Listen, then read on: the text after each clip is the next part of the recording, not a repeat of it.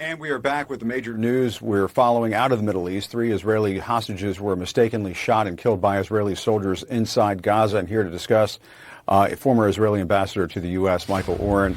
Ambassador, your reaction to these tragic deaths and the new details that we're getting. What's your sense of things today? Hey, Jim. Good to be with you. Excruciating, unbearable. We didn't think that we could endure any more pain from this war and what precipitated the onslaught of October 7th.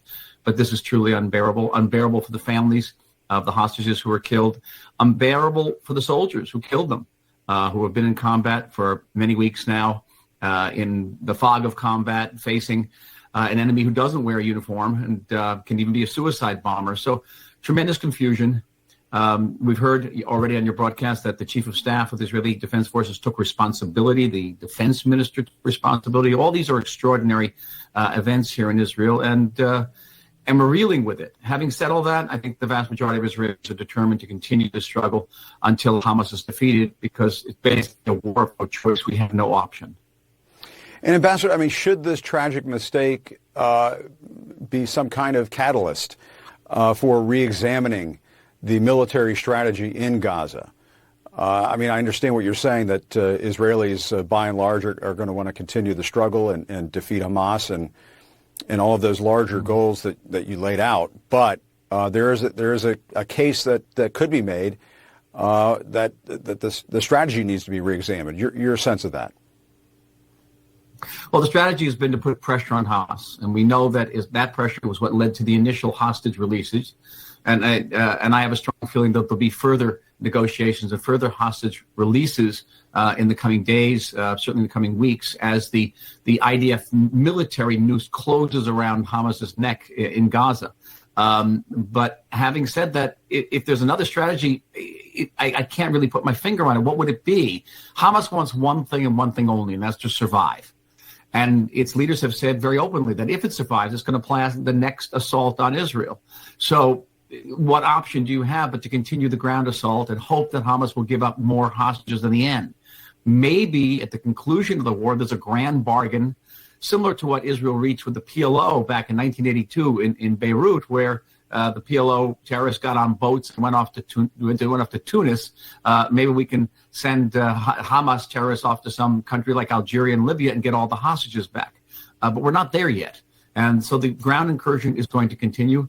The army will draw its lessons from this terrible tragedy and be aware of the possibility that as Hamas control begins to fragment, begins to deteriorate, some hostages may find themselves walking out of captivity and trying to get back, try to link up with Israeli forces. Yeah, and the head of Israel's intelligence agency is set to meet with Qatar's prime minister to discuss the hostage situation. Is it time for another pause in the fighting to get those negotiations going again so more hostages can get out and potentially head off a tragedy like we've seen with these 3 hostages who were killed? Definitely. I don't know if we can head that off. I think the army being aware of the fact that there could be hostages who are somehow finding their way to freedom and being aware of that, because nobody was aware of this before the horrible events of yesterday. And yes, I do expect there be another round, or certainly negotiations, and hope those negotiations will bear fruit.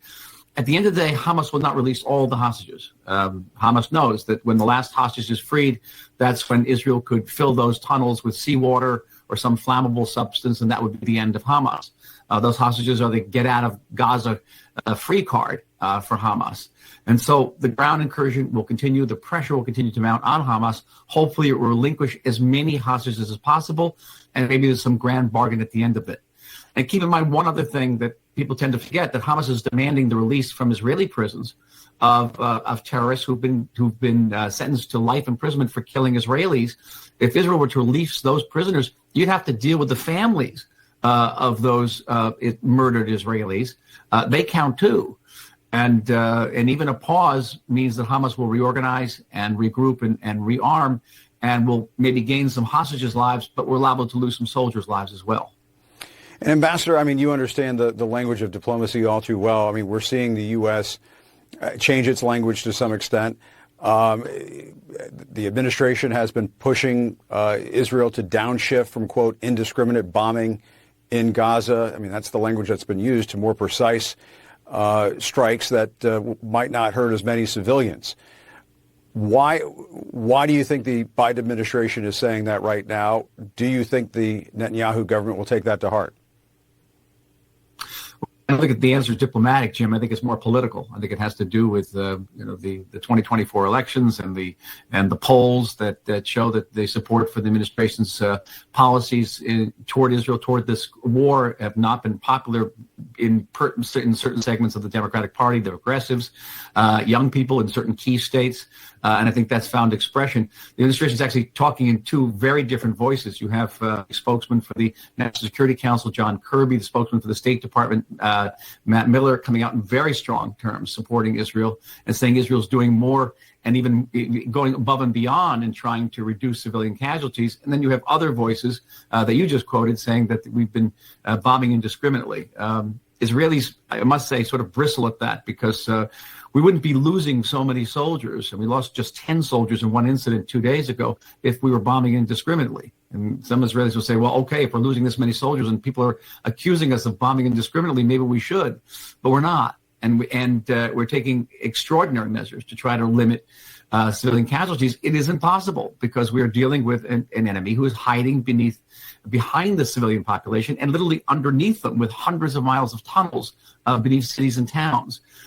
So it is a complex and brutal and agonizing struggle, as we've seen, with no easy answers. No matter how you look at it, there's no easy answers. The only thing Israel can do, and I think the vast majority of Israelis would agree with me tonight, is to continue the struggle to remove Hamas control of Gaza and give a better future, not just for our people, but also for the Palestinians themselves. All right, Ambassador Michael Oren, thank you very much for your time. We appreciate it. Thank you, Jim. All right, here in Washington.